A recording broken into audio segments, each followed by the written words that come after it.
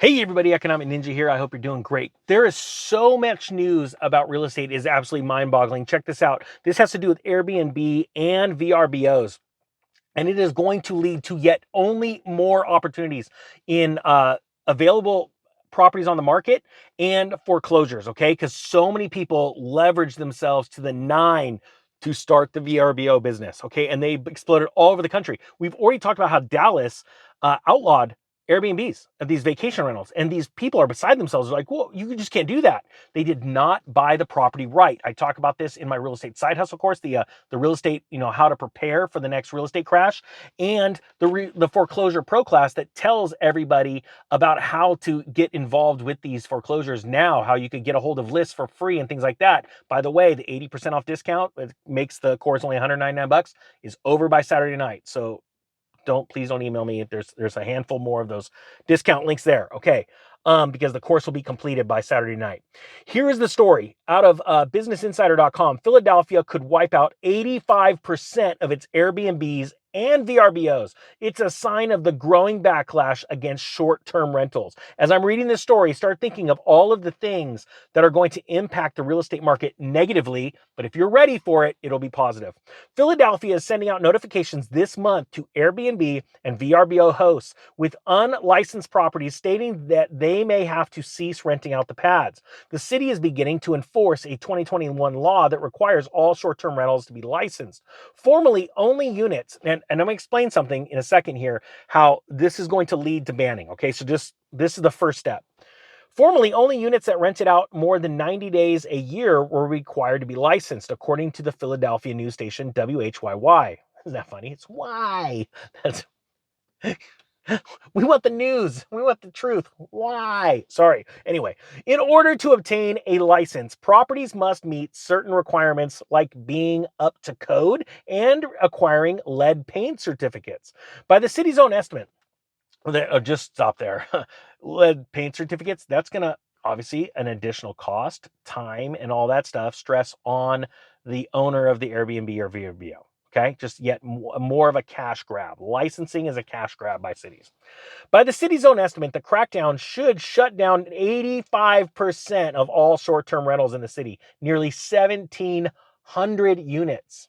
Can you imagine the day where you see those 1,700 units hit the market because people are like, I didn't buy this right. We're at the top of the market. The market's already starting to fall. I'm going to put my house for sale. Can you imagine what kind of downfall in the residential real estate sector that's going to lead to in Philadelphia? If you're in Philadelphia, put it down below. Hashtag Philadelphia or Philly. Let me know what's going on down there.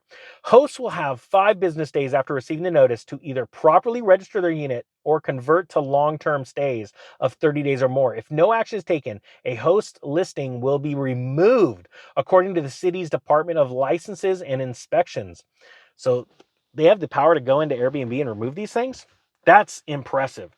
Philadelphia is just one city contemplating the future of short-term rentals. Following the sector's explosive post-pandemic growth, residents across the country brought concerns over bad hosts or housing availability to local governments. How Philadelphia, the country's 6th largest city, moves forward with regulation could set the tone for the way other cities follow suit. Philadelphia will begin dual outreach, first to Airbnb and VRBO to take down illegal listings and then to host themselves. Did I hear that right? The city's going to get involved? That's what it sounds like to me. It's something that needs to be controlled and something that needs to be under supervision. And this comes from Mayor Jim Kenney, who told radio station KYWN News. And if people could act responsibly in their business dealings, we wouldn't have to do this. But this is not the case. This is absolutely mind-blowing to me. Check this out. Airbnb, for its part, is working with the city. Of course they are. This is crazy. For months, Airbnb has worked closely with the city of Philadelphia to ensure they have the necessary tools to support to effectively enforce their current rules, including the ability to identify listings that may be unlicensed for removal. An Airbnb spokesperson told Insider, we've also developed and distributed materials and messaging to our hosts to make them aware of the new rules and how to comply. Guys, this is not going to only be Philadelphia. This is going to be other cities. It's going to grow. It's going to add to inventory on real estate sales numbers, it's going to cause more downward pressure on real estate. It's going to cause eventually, as people can't sell their real estate because more and more of it fled the market and there's fewer buyers because of higher costs like borrowing costs and things, it's going to cause more foreclosures. You see why I got these two courses together, because I think it is so very, very valuable. As a matter of fact, I'll put 80% off links to both of these courses, and they're good until Saturday night.